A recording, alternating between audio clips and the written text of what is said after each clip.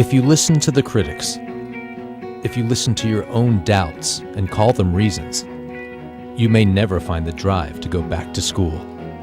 But a little change in direction, a new perspective, and the right program may make your successful new path a reality. The Accelerated Degree Program at Albright College. Start your degree or complete your degree one night a week in as little as 2 years. Albright College, a different way of thinking.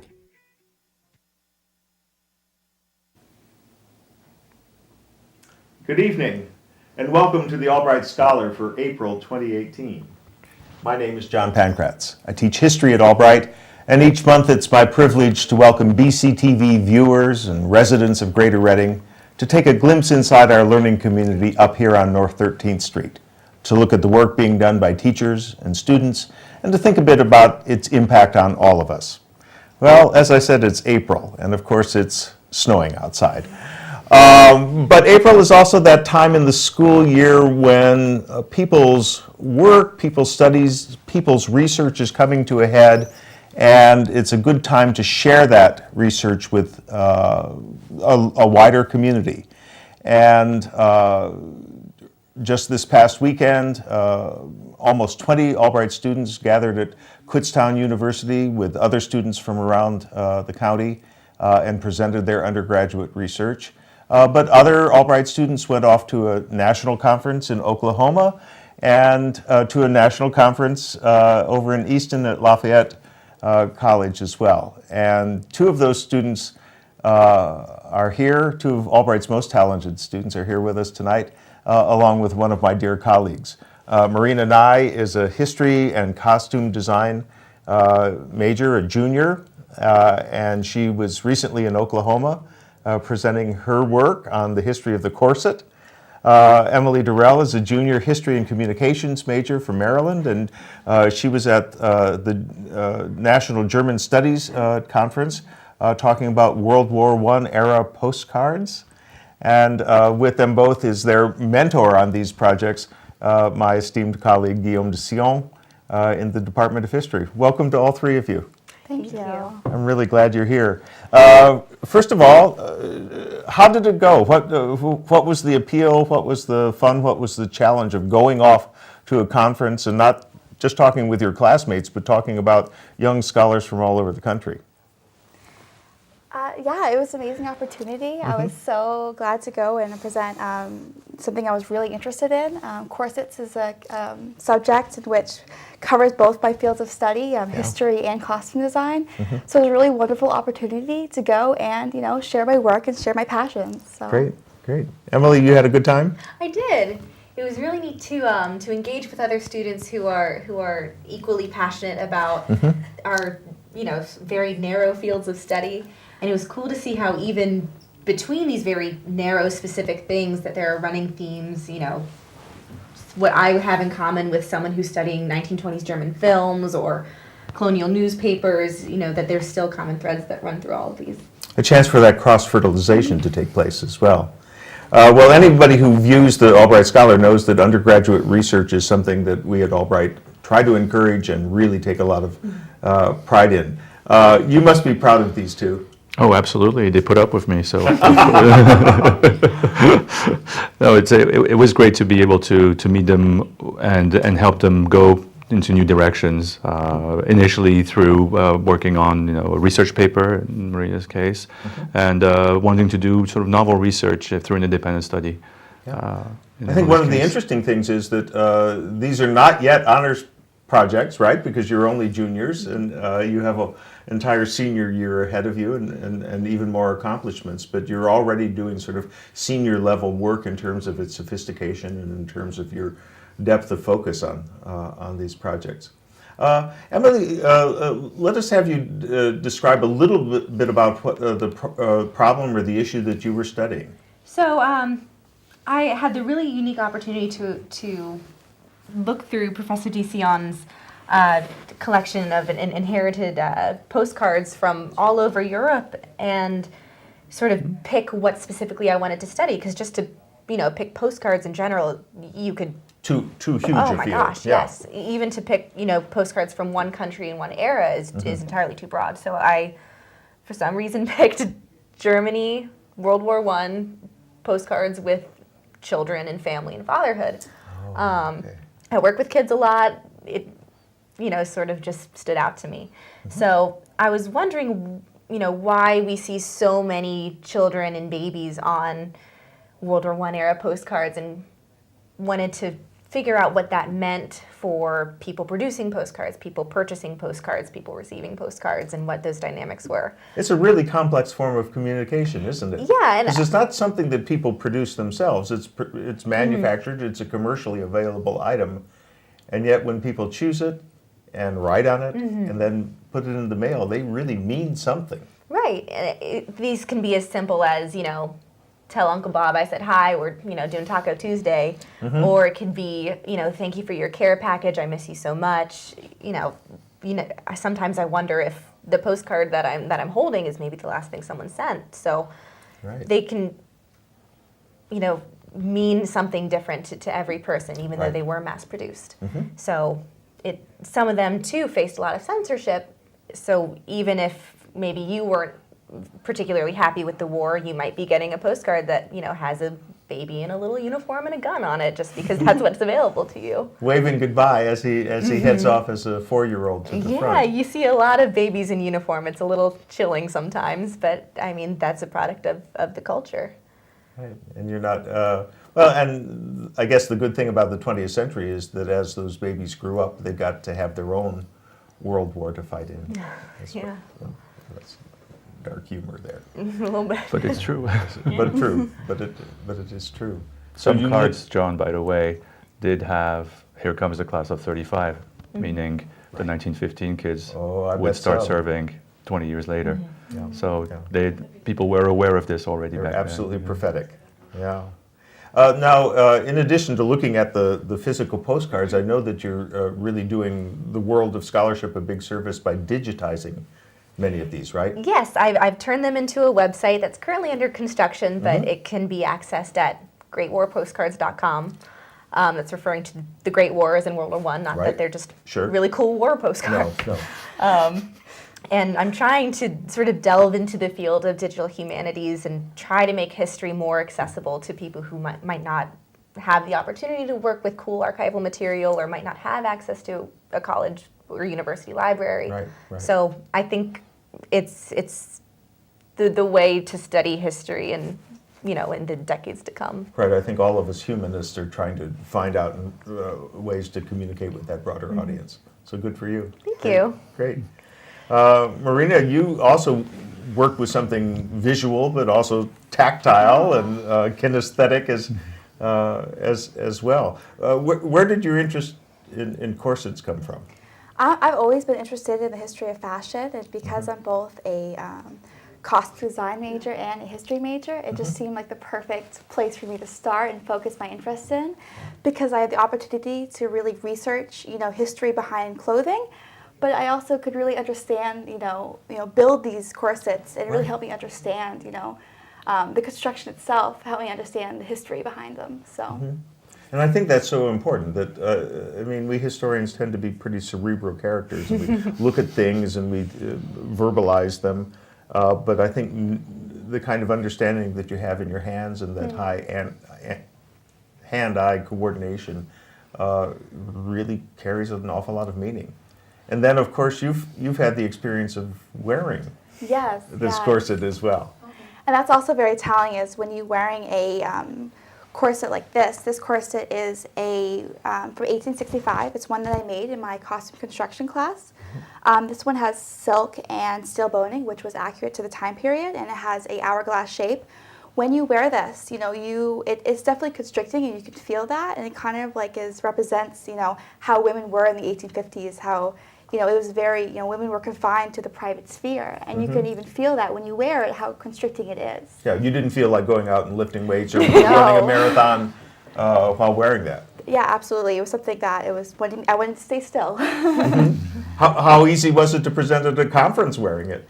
It was, I had to loosen it because I couldn't have it to the full tightness because I would have been out of breath. That's very telling as well.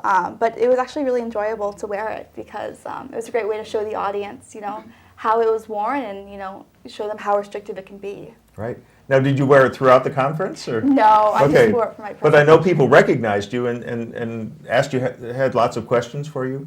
Yeah, they well. did. It was a really wonderful experience because people in the history field and also the science fields were really interested in the topic, which is kind of interesting how, anyone from any field can be really, corsets are really interesting. I think anyone can find interesting information about corsets. So. Right. Well, I mean, fashion, the clothes we wear is simply another form of communicating. Not completely unrelated to postcards in that you're using something visual to say something about your values and what you hold dear and who you are. Yeah, my presentation focused on even though corsets were characterized as like a painful apparatus to subjugate women, this is a generalization that ignores like all the other multi-layered meanings the tool also acquired. Right. So the corset is a great way and dynamic way to look at women's history. And you can see how the corset symbolism changed to represent how women's roles changed throughout history. So I think that's very fascinating about the corset. And the people who were using corsets of a different style at different times. Yeah, that Right, so it's changed a as different well. segment of the female society that's wearing it. And Yeah, for the Renaissance period, this is a Renaissance corset that I Oh, okay. made. This particular one has steel boning. At the time period, it would be whale boning. whale boning, but you didn't know whales were No indeed whales were hurt in injured making in of the this making corset, of the yeah. corset. But because of the materials were so expensive and whalebone was so expensive, only women in upper class spheres would be able to afford and wear these corsets on a daily basis. So only later on during the Industrial Revolution were these corsets available to everyone because they were mass produced and innovative materials like steel and sewing machines were created. So all women get to suffer then, Yeah. instead of just privileged women. Yeah, it becomes a universal expectation for all women to wear corsets rather than just the elite class. Right. So. And of course, in the late 20th century, the corsets become a kind of statement of female empowerment. Yeah. As well. Wonder Woman Yeah. wears at least it's a very large belt, Yeah. if not a corset. Yeah, Madonna brought it back in the 1980s, Right. and she became it became a way for women to express themselves without, having that patriarchal ideals enforced upon them. And so women can wear corsets and make the decision for themselves whether it like sexually empowers them or if it's a fashion statement, and it has a separation from that 19th century connotation. Yeah. And like the postcards, it's something that's made, and we might ascribe a certain meaning to it, but it's up to the individual wearer or sender or chooser what they mean by it. And that's, of course, the way in which, we live in a consumer society. We Right. get so many goods that are made for us, and yet choosing those and displaying them and choosing when we're going to show them is our way of owning that or communicating it. Yeah, and previously the study of postcards had sort of been like a nerdy collector's hobby. Right. But only recently have people started to take them seriously as historical primary sources. And I mean, there would be millions and millions of these sent during World War I alone. There would be sometimes 3 shipments of mail a day just to get through everything. So I think people are learning not to write off, popular arts and culture when we're studying history very seriously. Right.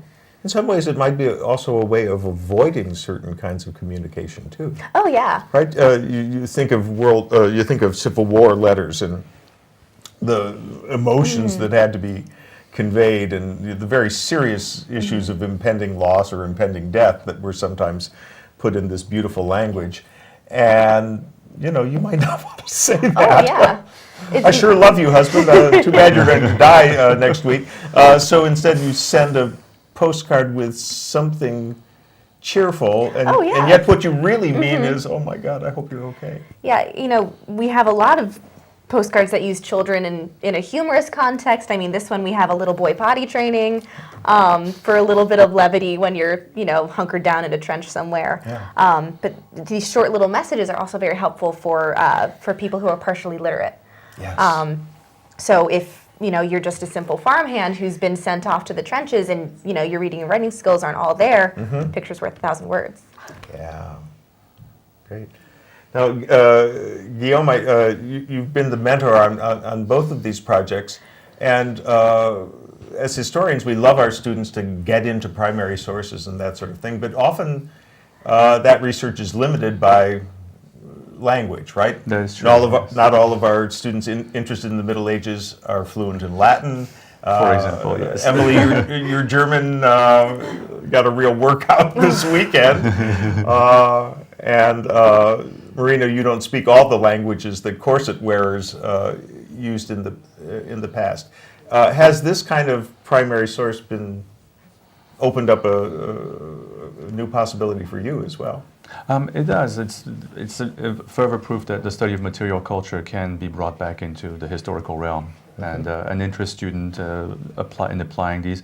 Of course, I find myself translating, but Right. also translating in different ways.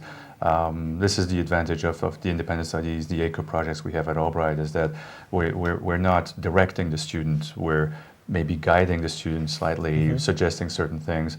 We know shortcuts, Right. because of course we've read a little bit further into, and so we can make suggestions of certain pitfalls to avoid or things that may be less important to focus on. And so this is what's fun, is that you also rediscover sources. Emily and Marina both showed me things that I hadn't thought of. For example, Marina had done a 20-page research paper on the corset starting the French Revolution and discovered elements that I had not considered. So it was lots of fun for me to learn. It just further proof that learning is a two-way That was process. really exciting, and I knew that both of you brought a lot to these studies and fresh insight and fresh knowledge, so it doesn't get better than that. Marina and Emily didn't necessarily know each other very well before tonight, but you did work on a project. There's a home viewer. How does that happen? Okay, home viewer. We have just a few minutes. What's your question or comment? Okay, I was tuning in, and the girl in the blonde hair there, she is a costume designer in fashion. Is that correct? That's right. Okay, listen. Ironically, she has a corset there, and how you were telling the audience about how they used to fit the women that used to fit into these corsets. I don't know how old the student is, but guys, do you remember the movie Titanic? James Cameron directed it. Yes. And what happened was that in the one of the shoots was that one of the scenes was that this one, I forget what her name is, but Kate Winslet. What's that? Kate Winslet, was it? Yeah, Kate Winslet. so, yeah. She was supposed to be engaged to this Billy, and what happened was that this other guy came along. Anyway, make a long story short, guys, what happened was that her mother, they were in the dressing room, and her mother was putting one of those corsets on her, and how she used to tie it in the back, okay? And she said, please don't get involved with this guy, because he don't have any money, this and that and everything, and that was that. But yeah, and ironically, Titanic, that the anniversary is coming out, I think the 12th of April this month. Yeah, it's sunk and everything, but ironically, you were showing those corsets. Corset it reminded me of that movie I saw of Titanic, and go from there. Okay, That's great. Thanks so much for that comment. And I think it was used as was part used of the indeed, theme of the movie to show the constriction of her Yeah. upper class fiance as opposed to And I think Leo. it's really interesting. We have all this, modern movies about how back then the corset was such a, you think of Gone in the Wind where they're tightening Yep. it. It wasn't like, that's how I think we have so many negative ideas about the corsets today, Right. because it wasn't like that, We think that, sometimes doctors would think that corsets would cause death, miscarriages, Organ displacement. tuberculosis, Yes. crazy things like that, and that wasn't true. There was it was very extreme. It was very extreme. Didn't cause all these extreme medical conditions that they thought. So. Anyway, all the best to your career at Albright College, and have a good night. Okay. Thanks so Thank much. you. Thank you. Okay. Thank you. Yeah. Well, I was going to say, we just have a minute left, but I was going to say that one area of cooperation was in last year's production of The Pirates of Penzance. Emily was on stage singing and acting, and Marina helped build many of the costumes for that show. And that's the other thing to say, that Albright students are not only fabulous in the classroom, but there's learning that goes on in every corner of our campus. So We're very fortunate. congrats Yeah. on benefiting and bringing so much to that as well. Thank you. Yeah. Well, thank you both for being on, dear colleague. Thank you for appearing with me. I've been hosting the show for a long time, and fortunately we got you to stay in town a little bit late tonight and My pleasure. bring these wonderful projects and these great students. Good. Thank you. Thank you for having us. Yeah. My pleasure. Well, in May, we'll have more great Albright students on, and I look forward to introducing you to them at that time. Thanks for joining us, and we'll see you in a month on another edition of the Albright Scholar. Good night.